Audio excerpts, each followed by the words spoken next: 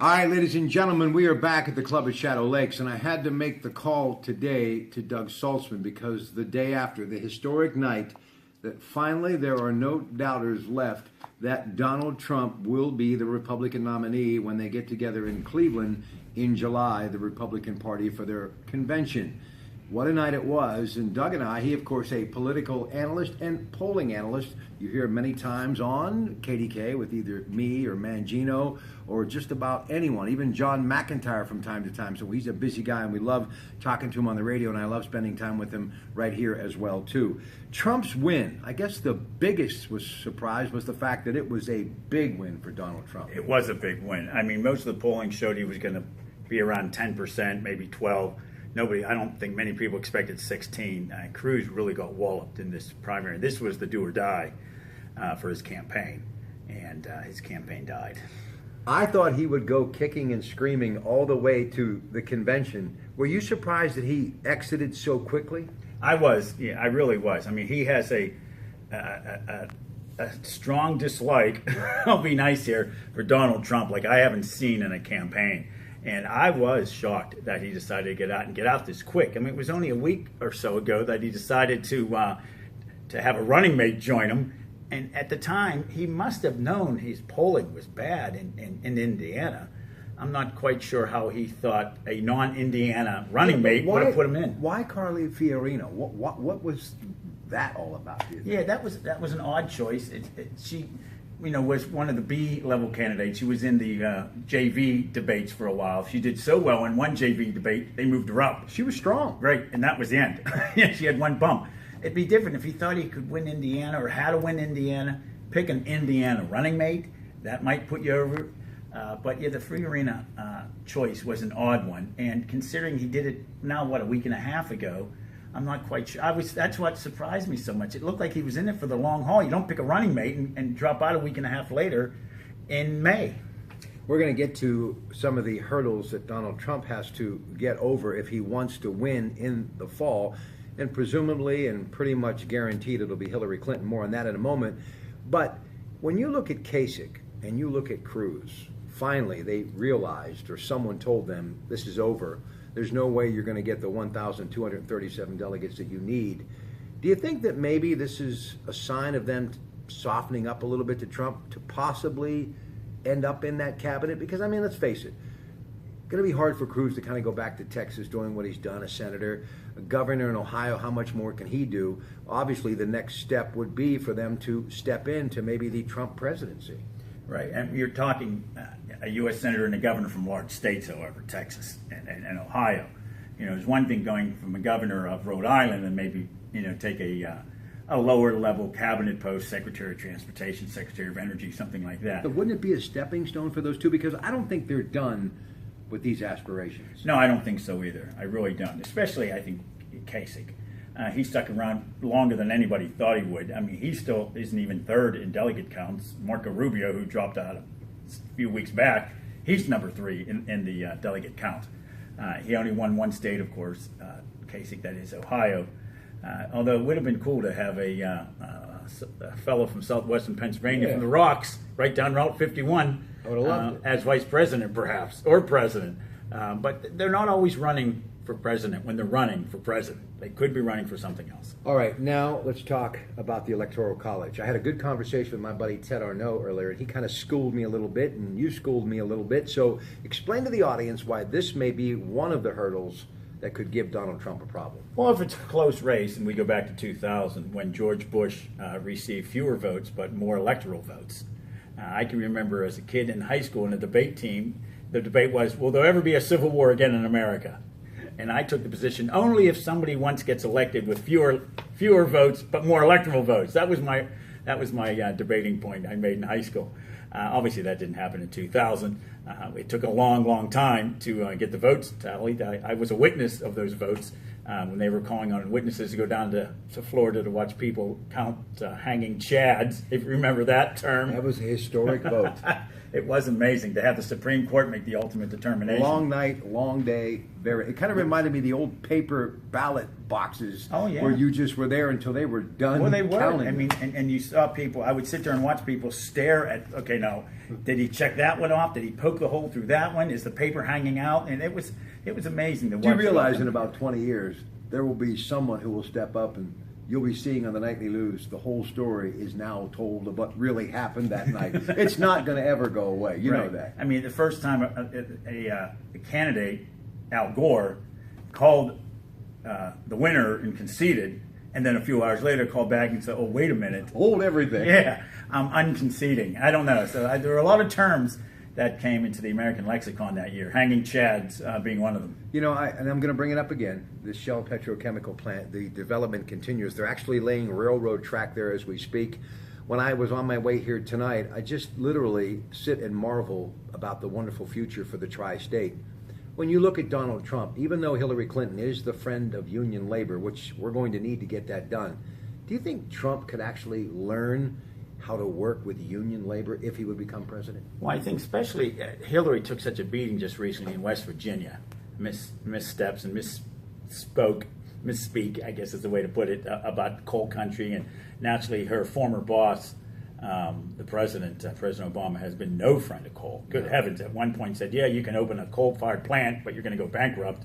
I mean, there's nobody out. I've never quite understood how the United Mine Workers could support his presidency.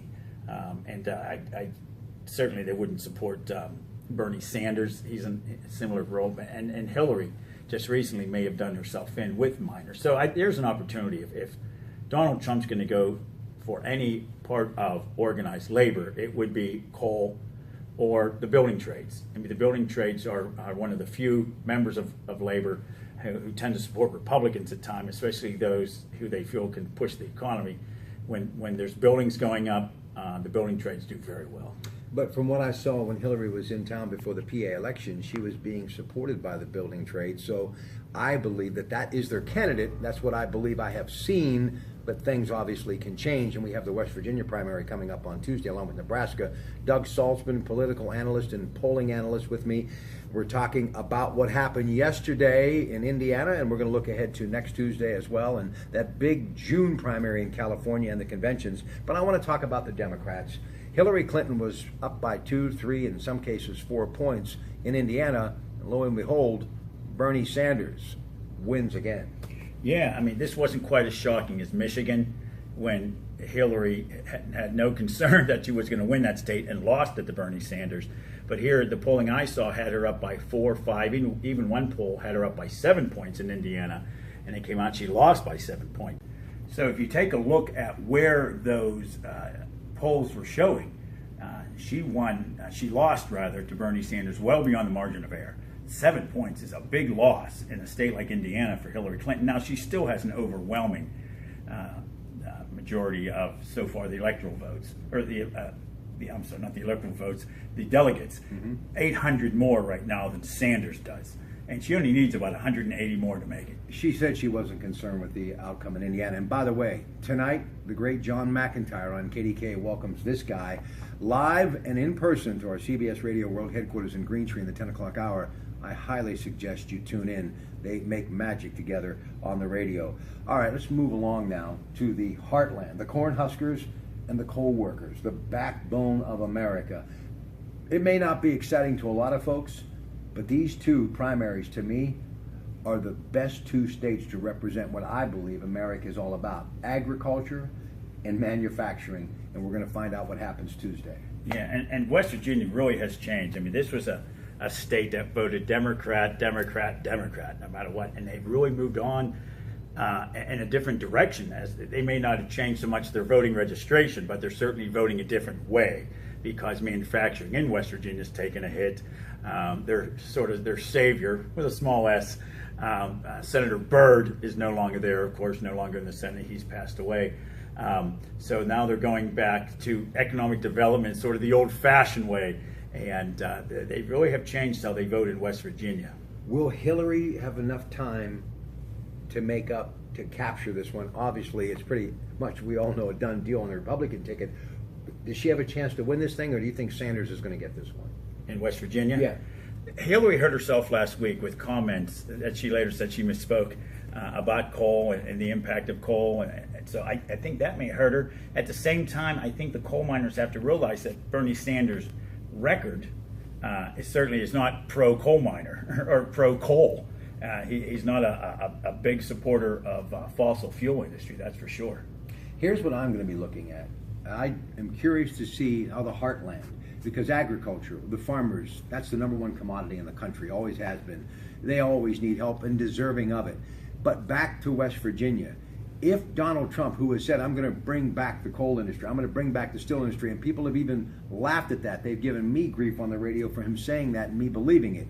If you don't have hope, you have nothing. But if he wins big in West Virginia, I think that's going to be a blueprint of what could happen in the general election on the East Coast as far as blue-collar workers.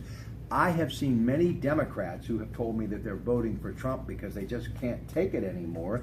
And there are people voting for Trump who won't tell you they're voting for Trump, but they're so fed up with the way things have been going in government, they want to see a difference, even if it is casting a vote and letting no one know what you did. Yeah, I was disappointed that Cruz dropped out at this point because I wanted to see how Trump did against him in West Virginia. Now, obviously, he's still going to be on the ballot. There's always people on the ballot long after they've dropped out of a race because it's too late to get them off the ballot. Mm-hmm. But I think still you have those folks, if you're not going to vote for Trump, then you might as well just throw your vote to one of the other candidates, even if they've dropped out, just to sort of have a point as to why you're not for Trump. I got to vote for somebody else. We'll see what happens on that. But you made a good point there to see how well he does in that primary, even though at this point his competition has gone away. Last thing for Doug Saltzman, who's on tonight with John McIntyre and KDK in the 10 o'clock hour. He's a political and polling analyst. He's from Uniontown. Does a great job, and we're always enjoying spending time with him talking politics. Okay, general election. Let's fast forward a little bit. The inevitable. Do you think Donald Trump can play the game enough without throwing all of the tabloid stuff out there? Because they may return fire, and it may not be pretty. I'm sure, as we all do, there's a few things we haven't heard yet, okay? I want to see him actually debate the issues. And if that's the case, I think it's Hillary Clinton's election to lose.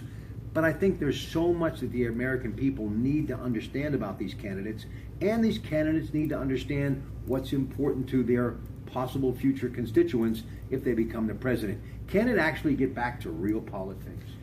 I would hope so. I'm not sure. Donald Trump doesn't do well. He's good at flinging that mud or slinging it, but when it comes back his way, it doesn't seem to go over very well. I don't think many people in Donald Trump's circle for the last several decades have ever said, Donald, that's a dumb idea. Right. If they did, they're not working for him anymore. You know, he's just not used to that sort of thing. But we have a situation here, a dynamic that I've never seen before in a presidential race, that both frontrunners, Hillary Clinton on the Democratic side, of course, and Trump on the Republican, have higher negatives than their competition combined, and they're the frontrunners. So it's a very interesting thing. Now, Trump's negatives are a lot higher than Hillary's, but Hillary's were higher than any of her competition. And they're now the frontrunners. It's a strange election year. We'll close on this note. You have to agree with this, and I talked about it on the radio. It's not a secret that the Trumps and Clintons are friends, and I'm sure they broke bread together. But can you imagine all of the conversations leading to the election, Donald having to say, are you going to run again? What are you thinking about running again? And then finally she says, I think I'm going to run again.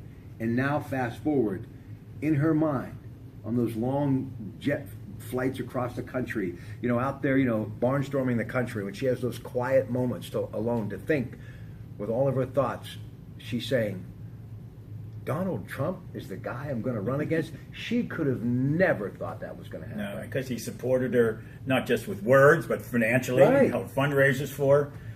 It's got to shock her. It really has. Because who would think, why would Donald Trump need to run for president, for heaven's sakes?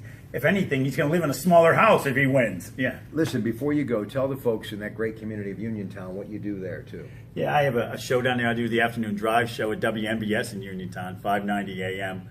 On there a few days a week, doing the afternoon drive. Standard shows, you might guess, with interviews and the weather and sports. Tune in if you'd like to on TuneIn or WNBS590.com. And by the way, that, of course, the hometown of one of my heroes, Joe Hardy. His daughter Maggie, of course, 84 Lumber, National Military Month.